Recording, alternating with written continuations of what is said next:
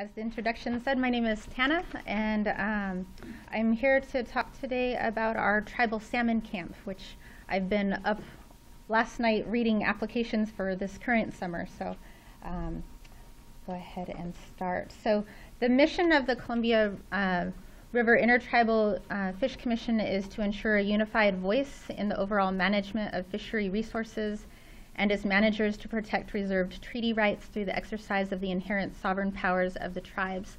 So CRIPFRIC is a rather large organization. It's made up of 4 tribes that have treaty rights along the Columbia River. So we have the Yakima Nation in Washington State, Nez Perce tribe in Idaho, and then the Umatilla and the Warm Springs tribes in Oregon. One of the goals of CRIPFRIC is to increase capacity of tribal members to work within natural resources career paths. And in looking at our own workforce, as well as the staff at each of the member tribes within natural resources, we've noticed that a lot of the staff who are in management positions or in professional, like biologist positions and stuff, tend to be non-tribal staff.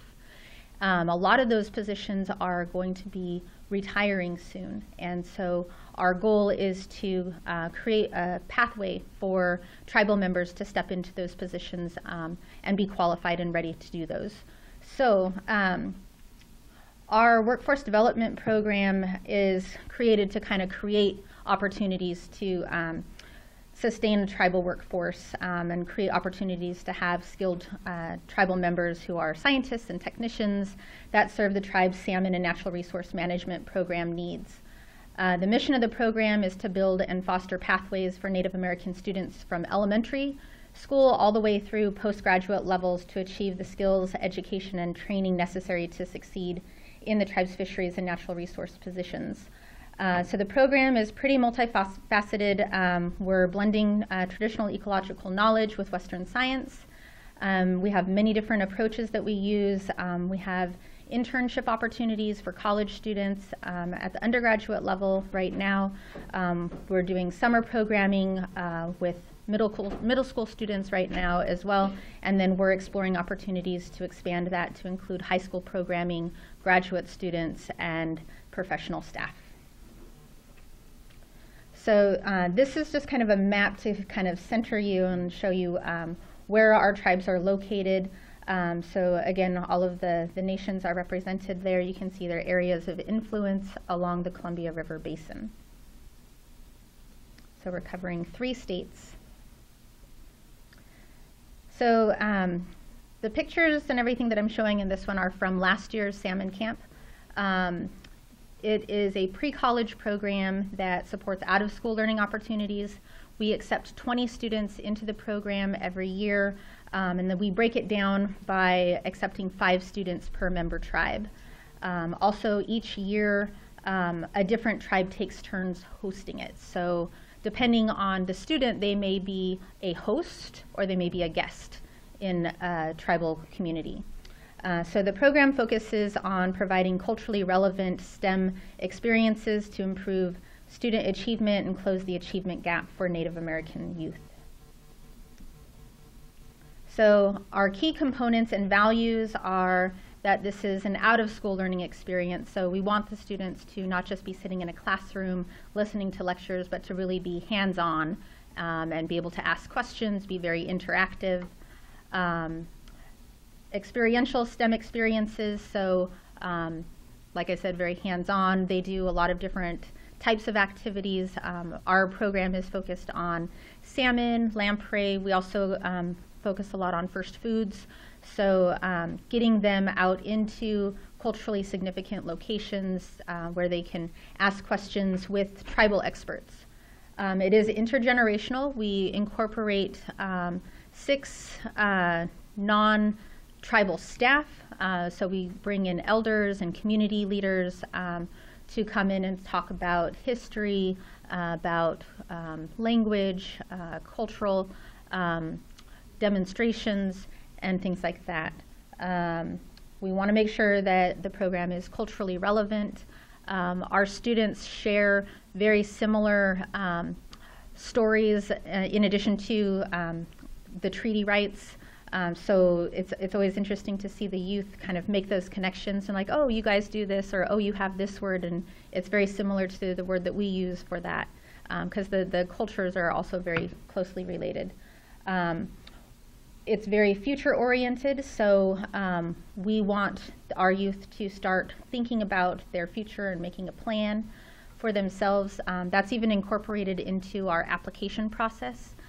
They have 3 questions that they have to answer in an essay format for the application. The first one is, just a general question like introduce yourself and tell us why you're interested in coming to Salmon Camp. The second question is for them to explain what they're interested in, what their hobbies are, their extracurricular activities, and why they're excited about those types of topics. And then the last question is, what do they want to be when they grow up? And they're a lot of fun to read, and it can be very competitive. Last year we had 40 applicants and we could only take 20. So we kind of have a little scoring rubric where we go through and assign points. Some of the things that I look for in our applicants are that there's some sort of an interest in learning about salmon culture, that they have an affinity for being outside, being outdoors.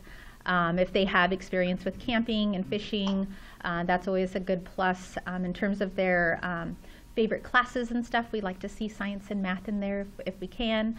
Although we've had students who are like, I want to be an actress when I grow up, or I want to be I want to play for the Dallas Cowboys and stuff. But what I'm looking for, like in terms of their future, is that they have a plan. So it's not just I want to do this, but I've had students write, I don't really know what I want to be when I grow up. I'm only in middle school, but I know I want to go to college. So that they're thinking about a path for themselves. We incorporate reciprocity into our program as well. So we try to have some sort of service learning component where they're helping out within the community that they're in. And lastly, we want to make sure it's fun. So I'm going to go through some of the different topics that we cover throughout the camp. The first one is field studies. So last year, we brought in a staff member from Oregon State University who did presentations, as well as Yakima Nation fisheries staff. So they got to learn about salmonid ecology and fish habitat. They got to go out into the field and do fish surveys and electrofishing, which was really exciting. They had lots of questions like, are the fish getting hurt? And they got to go collect them and look at them after that. We also did a lot of lessons on Pacific lamprey. They tend to be a fish that are forgotten, and a lot of people have misconceptions about them, or like they look at them and they're like, ew, or a lot of families are not necessarily eating them as often, so youth are less familiar with them. So we had some of the Yakima Nation fisheries staff come out, and they had little samples, or like little decoys of lamprey, because they have no bones and stuff, so they got to kind of bend it around and look at it. They also got to do aquatic macroinvertebrates, so they had to go out into the streams and look for different organisms. We broke the groups up too, so we also do a 50-50 split between boys and girls. So we kind of broke up the groups, and the boys did not catch as many organisms because they were very interested in swimming. But the girls found a snake. They found a water snake. They found a lot of crawdads, a couple of little minnows, and lots of little periwinkles and bugs and everything. So they were able to identify that stream as a healthy water system. We also had staff member from fisheries come in and do a watershed model, which was really fun because she had fabric. So it was like all boxes and fabric, and it was just kind of this huge model that we had in this room where they got to look at what a water system looks like. So they had the mountains, and they could see like timber harvesting and stuff happening, and then they could see the farmlands and everything, and then a town and the city and how water is treated and stuff. And so all of the things that they might be able to do to help create a healthy water system. And then lastly, we did a whole section on ethnobotany and first foods. So we had some tribal elders come out, and we were able to go huckleberry picking, as well as identify different roots and plants up on the Yakima Nation. Another thing to mention about last year's camp is that our camp was held at Camp Chaparral, which is in the closed area of the Yakima Nation. And so we had to get permission for all of our non-tribal staff and our non-tribal, non-Yakima tribal member youth to participate and to have access to that site. And so we made sure that all of our youth knew that, you know, they were most definitely guests in that space, and to appreciate it because they may never have the opportunity to go back to that space again. So this is a picture of Guillermo. He is the staff member from Oregon State University. So he was doing the salmonid ecology lecture and stuff before they went down to the stream. And then they got to look at the various stages of the salmon egg hatching. This is the electrofishing. This is our lamprey presentation, and I believe that the staff member holding the sheet that says Asum, she is actually a student as well. So it was really nice to have a somebody who is going to college talk to the youth as well. And every time we had a staff member or a presenter come in, I always ask them to share a little bit about their career path and their educational background, so that the youth can kind of make connections to how did somebody get this type of job. And this is the youth doing the macroinvertebrate exercise. That is the watershed display. So you can see the blue sheet is the stream or the river, and then back where she's standing is like where the mountains are, and then it goes into like the farmland and everything. So another section that was really important for us was making those cultural connections. In the past, our salmon camp has been partnered with outside organizations, and it tended to leave out some of those cultural connections. And so that's one of the things we really wanted to address once the camp became solely Cryptfrix Salmon Camp. So we have tribal presentations by elders and cultural experts. So the presentations that we had were on first foods and how to identify them. Had a lot of lessons on Tamainuit, which is natural law, and they had a lot of presentations from tribal elders who reinforced it, and then they were able to apply that in some of the lessons they learned about the fish. Language was also incorporated. They were able to learn the words for the Columbia River, for different mountains, as well as different foods. Stories were shared every single evening with tribal elders. And then they also got to ask lots of questions about their history and their treaty rights, because they all have the same treaty rights along the river. And so just making sure that they all kind of understood the struggles and the fights that led up to the rights that they have today, and the importance of them making sure that they can still exercise their treaty rights. We were really lucky at Camp Chaparral that they had a sweat lodge available for our youth to use, and so we had community members lead sweat for the boys and for the girls. And we did that on the Wednesday night of camp. So our camp starts on Monday and it goes through Friday. So it's like a half day on Monday and a half day on Friday. But on Wednesday night, we had a sweat lodge after dinner, and the girls went first. They did 3 rounds. My feet were still cold, but they did really good. And I heard the boys did 4 or 5 rounds, and they wanted to go again the next day. So they kept asking, can we do another sweat and everything? And unfortunately, we didn't have time in our schedule to bring it in every single evening, because Thursday night we do a traditional dinner, and so we have we're hosting a lot of guests that night, and so we didn't have time to do a ceremony that night. And then the traditional dinner, some of our youth are designated food gatherers for their longhouses and servers. So they were able to help teach some of the other youth who weren't familiar with a lot of those traditions. But we had worked with a staff member from the Umatilla Nation who does a lot of presentations on first foods and stuff. So she was able to help prepare them so they knew how to go out and set the food out properly. And then we had some community members who sang songs and gave the blessing. We also invite community members and family to come up to the camp and share in that meal. So this is just a slide to show the first foods. So of course water is central because that is the source of all life. The students were able to pick berries. The huckleberries were ready. We also had some little strawberries that were ready too, so they got to snack on some of those as they were picking the huckleberries.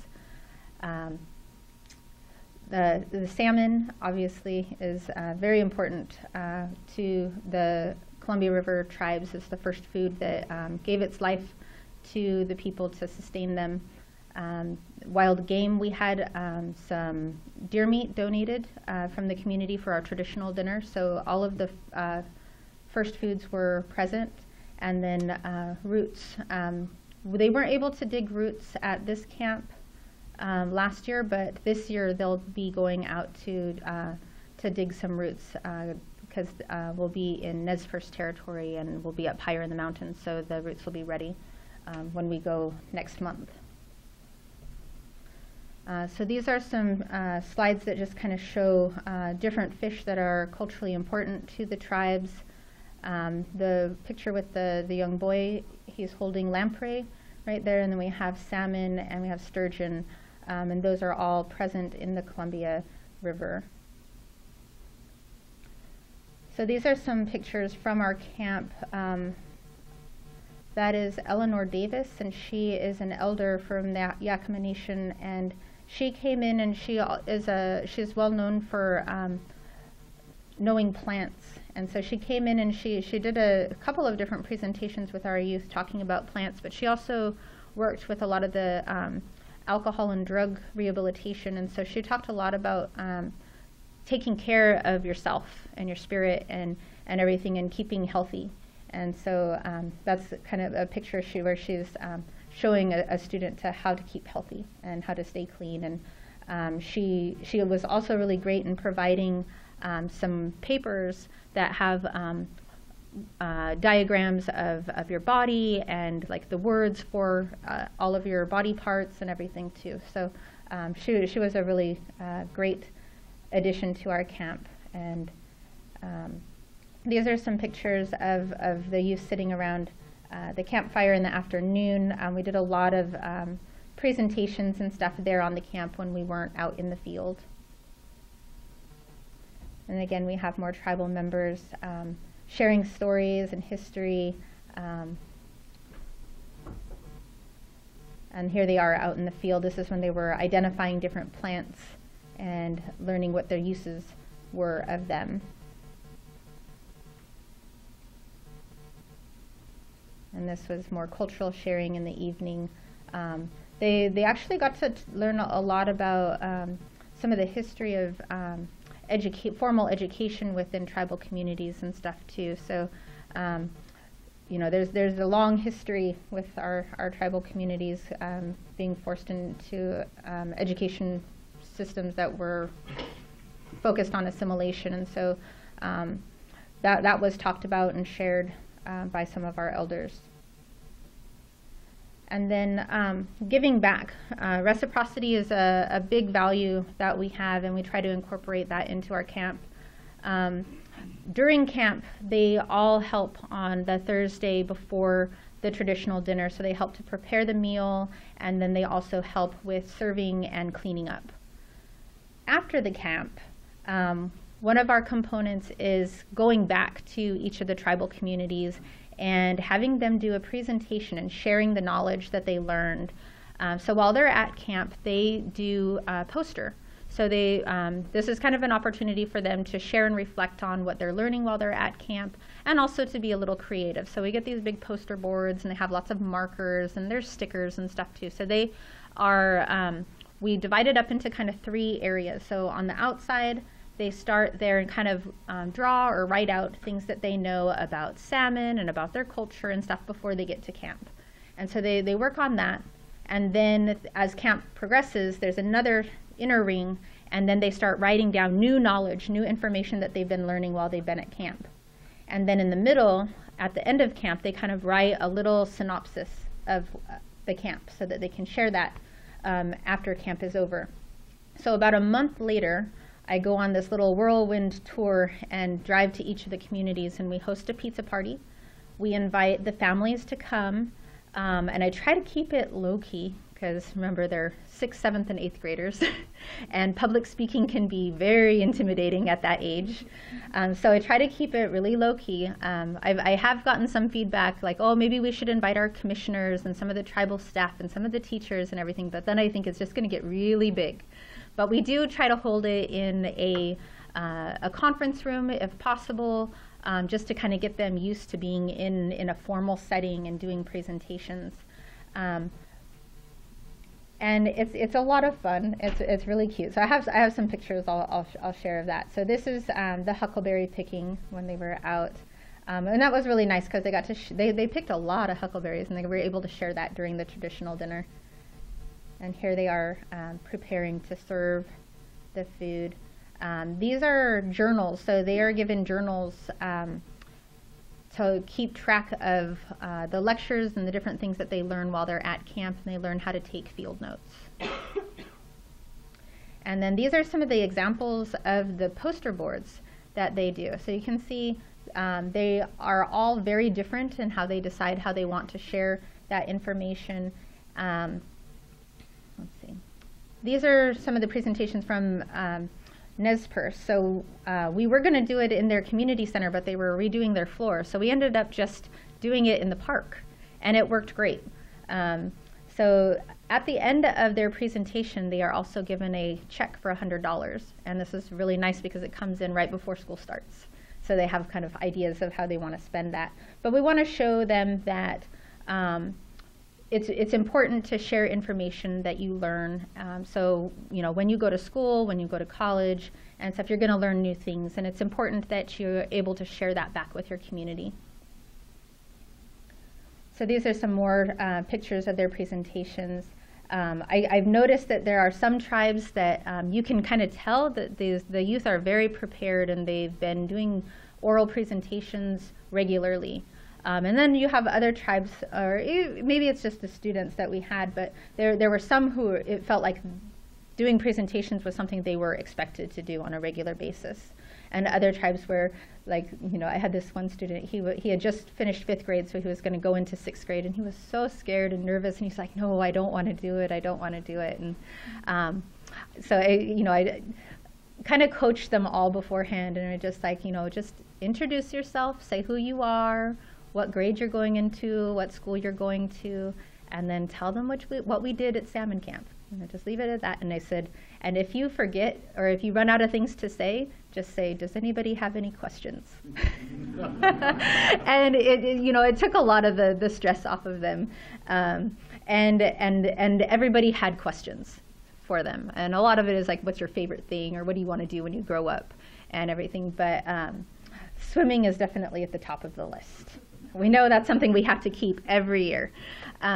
So we do surveys with our youth. At the beginning of camp, we do kind of a pre-assessment survey to kind of gauge their knowledge on the salmon life cycle, in terms of their interest in going to college, if they're interested in math and science. And then we also do a survey at the end of camp. So what we found out from last year's group of students was that Salmon Camp met all of their expectations. So that made us happy, 100%. 95% of our Salmon campers said that their interest or confidence in science had increased. 90% of our campers are interested in STEM-related subjects, and 75% of them say that they are definitely going to college. And we did have some students who said that they were considering the military as an option as well. And so, you know, we had explored lots of different opportunities for them post-graduation.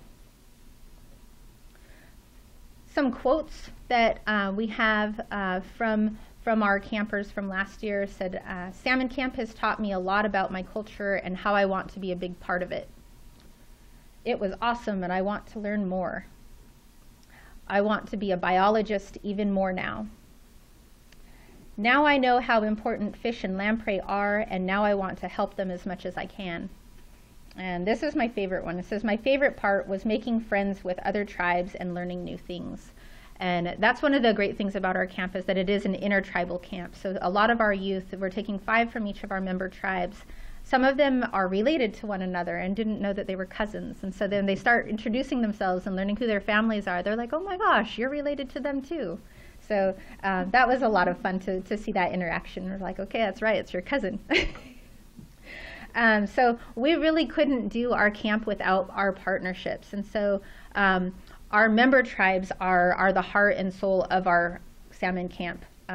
Because we take turns each year hosting it in a different community, we rely so heavily on the fisheries and natural resources staff from each of the tribes, whoever's hosting that year. So for example, this year with Nez Perce, because we're in a completely different location, we have access to different things. So this year's camp, we'll actually be going on a jet boat tour on the Hells Canyon, and we'll be bringing tribal elders and staff to come along with us to share projects that are happening along the river, and then also to look at cultural sites and talk about the significance of those places. We get a lot of our funding from the BIA through the Tribal Youth Initiative program. We've also received funding from First Nations Development Institute through their Native Youth and Culture Fund. Last year's camp, we also had funding from NOAA Fisheries, from the PCSRF. And then we have really strong partnerships with different colleges and universities. And this is just a small sampling because we used Oregon State University last year to come in and do some presentations.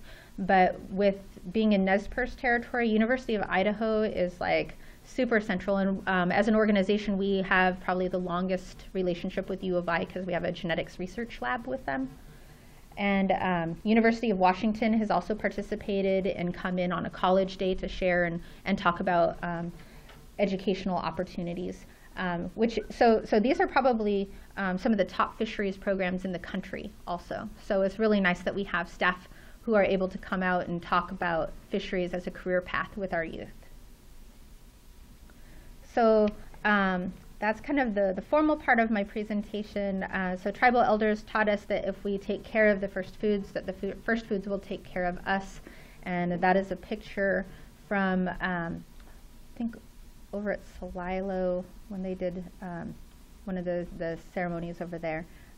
But that is everything that I have. This is my contact information. And I did bring a couple of handouts. I don't have enough for everybody, but this is the flyer that we used for this year's camp, and that was sent out to each of the tribal communities to get applicants. And then I have a couple of copies of the application that we use, and this was kind of a write-up of last year's salmon camp, so it's a little brochure. So I have those if anybody is interested in taking them. Any questions?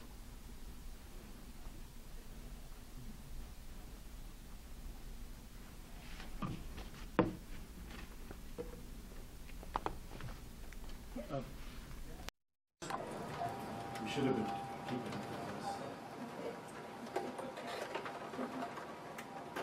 this. Don Motanic with ITC. What you have 20 students, so what is the cost for the camp? So when I look at, if I don't include like my staff salary, like my personal salary, but just like the hard cost of the camp, it's around $20,000, and that's for renting the space, That's for we do 4 counselors. We do 2 male, 2 female counselors. We pay for a cook.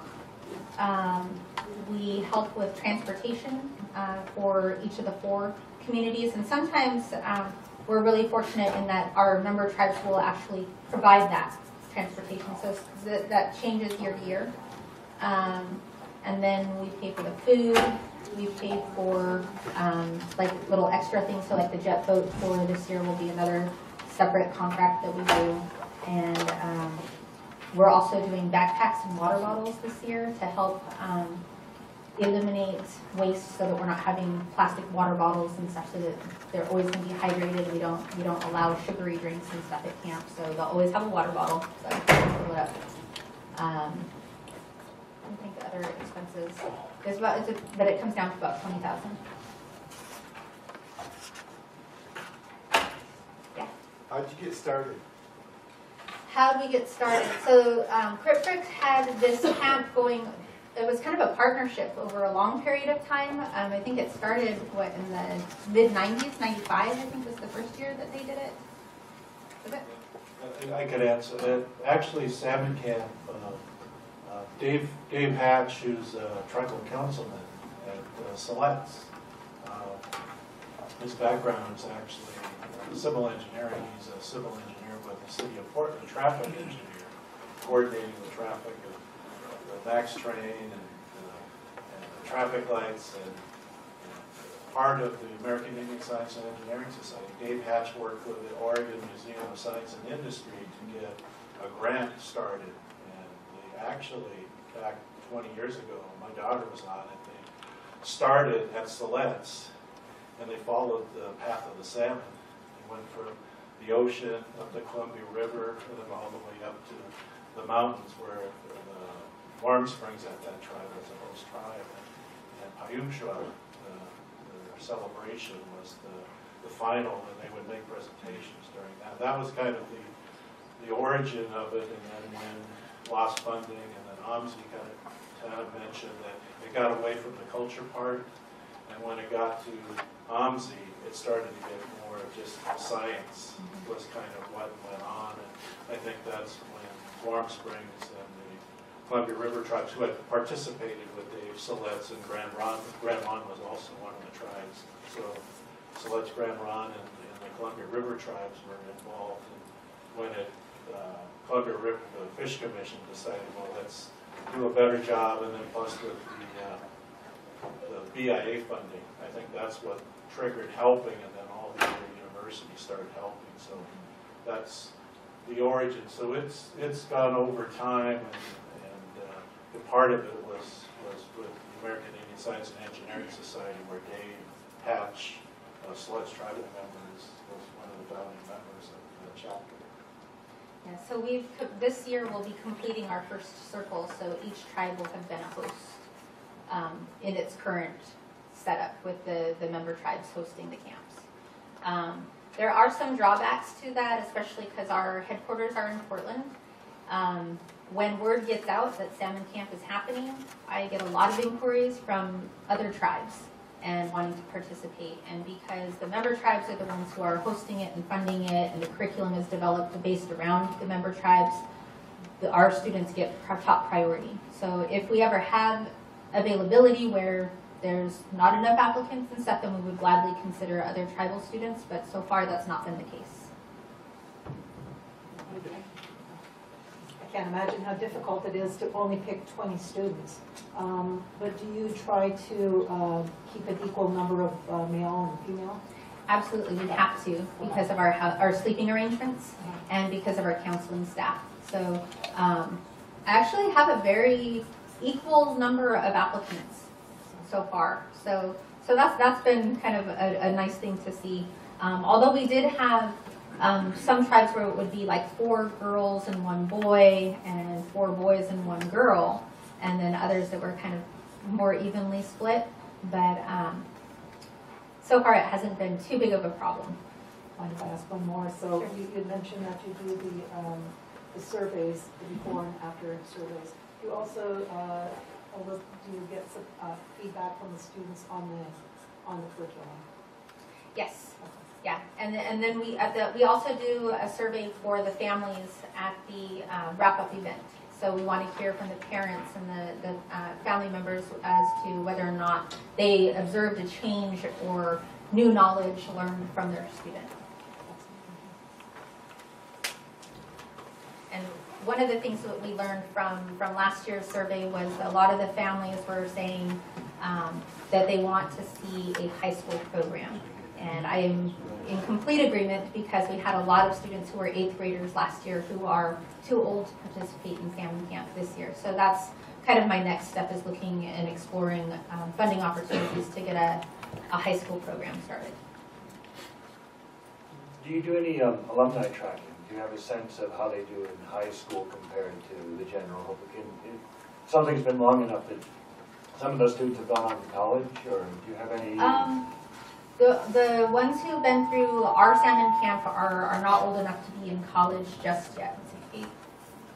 I think 12th grader would be like the oldest who's gone through the camp so far. But we do have like all of their names and contact information. We haven't really done any thorough assessment in terms of like where they're going quite yet, but we do have their names and contact information, so that could be something we do down the road. Questions? I'd like to note, I just know, or Larry helped us realize that Victoria's name's not on the evaluation, so if you could please write down, she's on the program.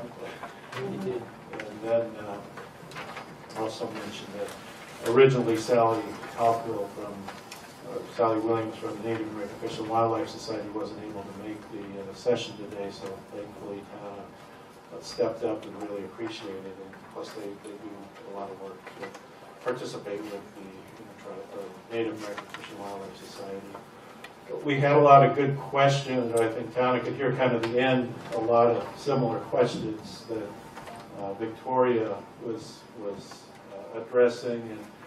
And I guess one of the things as we go through these sections is developing recommendations for ITC to look at and ask the Bureau, asking about feedback, like the alumni question was a good one, of monitoring, because reporting back, they mentioned the importance of having the BIA be able to report back the presentations that we've heard today would be something that I think Congress would love to hear, to see that. But looking at recommendations for like the things that we heard maybe for the first, almost like a lot of questions were like a youth camp manual. And each tribe has a little, like you mentioned with Yakima, because it's a closed reservation in the forest land, that there would be some, like a supplement would be needed for Yakima. But there is a Native Youth Camp manual through the Hopewell Mountain Foundation, the Native Science in the University of Montana. That it's kind of a broad overview of youth camps, but it does have like critical things, like when you're talking about the chaperones, you're talking about, say, background checks, the health, when you have to deal with what happens when permission slips, like you mentioned, for camera, those type of things. There is a youth camp manual, but I think what maybe through this initiative is having these camps review this youth camp manual that's out there and provide feedback of what works and what wouldn't work, like I mentioned before. And then both Yakima and San Carlos, they're 40 or 50 miles away from the communities. That's what's interesting between Yakima and San Carlos. They're real similar communities. Yeah, maybe the other thing was, in the mentions like regional student exchange, maybe one step beyond these camps, but maybe a second step from these youth, modify the youth camp initiative. Maybe there's a way to have a student exchange idea. Be interested before we break for lunch. If there's any other recommendations in your packet, in your symposium packet, there is a findings and recommendations form that if you think of something else, please write it down and provide feedback for us. I know you're loud enough, Larry, but it gets recorded this way. But I might suggest that the group consider a recommendation that this be used, that this format of workshops on bringing young people into natural resources be considered in the future for ITC symposiums as well as a permanent part of the agenda. The youth camp or The discussion of, excuse me, the discussion of how youth camps play a role, and especially when we get to hear from the people that are doing it, so that we can hear from them and be inspired and hopeful about the future, but also so that they can learn from each other about how best to accomplish this important task.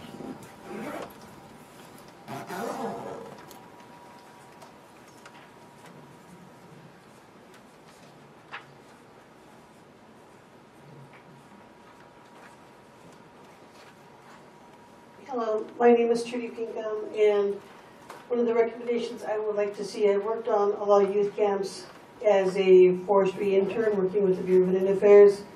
Maybe ITC could look at again recruiting our college students to help as mentors, because it really helps a young student in high school when you work with, I've worked with the Pacific region camps and the Northwest camps that we've had here, to have a mentor. And when you do the national camps, you know, we can either support Sally or in her workshop, or ITC should be also pushing to help Sally build a bigger camp, because at that camp they only have 35 kids that come across nationwide, 5 students from each of the regions from the National Native American Fish and Wildlife Society. ITC, you know, we keep saying we're going to be recruiting, and for the last couple of years I really haven't seen ITC step up to the plate and put a camp together. We have a lot of people that know how to put together camps. Don's one of them as well. He won't admit to it, but I was 30 years younger too. so it would be nice to see ITC step up to the plate. You have enough reservations across nationwide where we could be moving this camp all over the place and help fund and help pull these kids into forestry, because my biggest problem at Yakima is trying to get more younger kids into forestry. And I'd like to see ITC step up to the plate and start actively recruiting more high school students.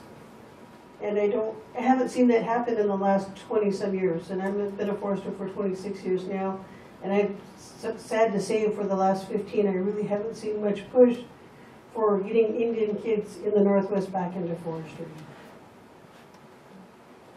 Trudy, I'm curious, what was the arrangement 20 years ago?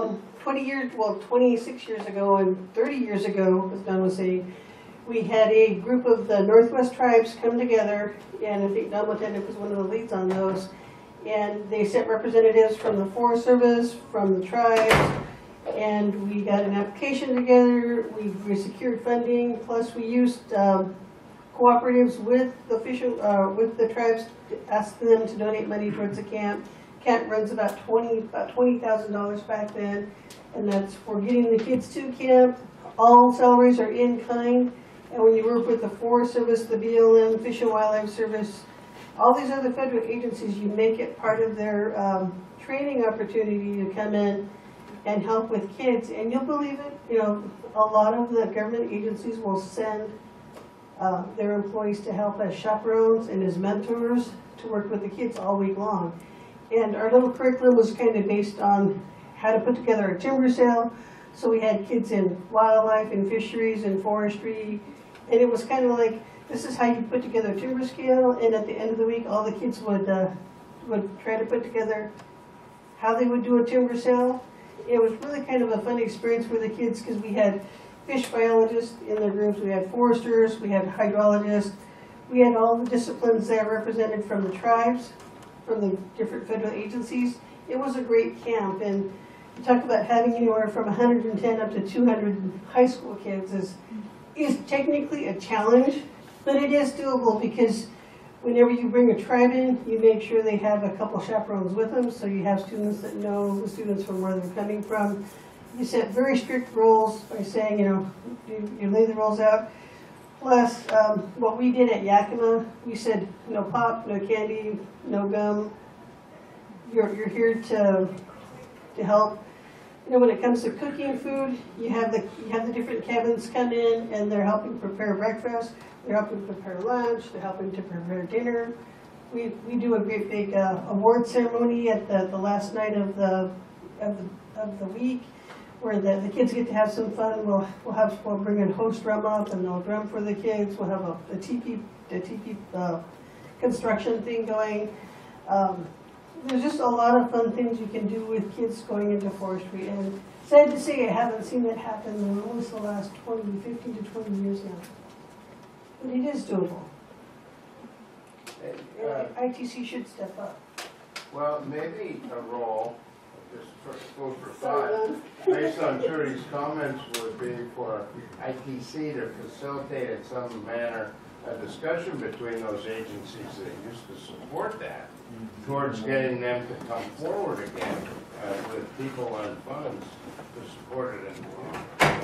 Yeah, because you have all seen the tribal relationship people here, from the Forest Service, from the U.S. Fish and Wildlife Service. They're all out there.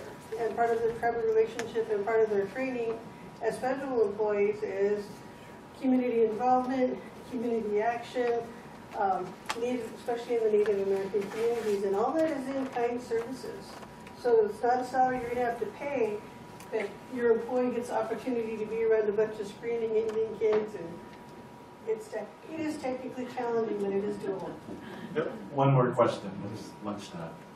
Oh yeah, lunchtime. I'll make it quick. I was just thinking, there's one example that you might consider to involve more kids is at that older level. I'm not saying specifically the salmon camp, but camps in general, forestry and whatnot. There's a good model actually in Eugene, Oregon, where I think they probably have 1,000 youth every year. And basically they go out and in small groups and they do work. And they contract directly they could contract to a tribe, or to, and these particular ones contract to the BLM or the Forest Service. And so the kids get a good idea of what production is and what it's like to live and work in the woods. So you kind of, when you get done with that, you know whether or not you might want a career working in the dirt. Thanks.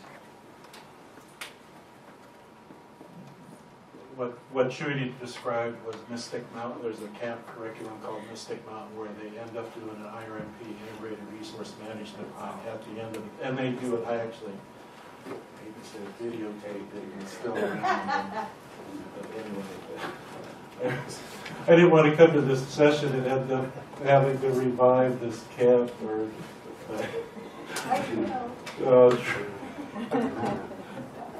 But anyway, can we, I guess, before we break for lunch, appreciate Tana for a round of applause.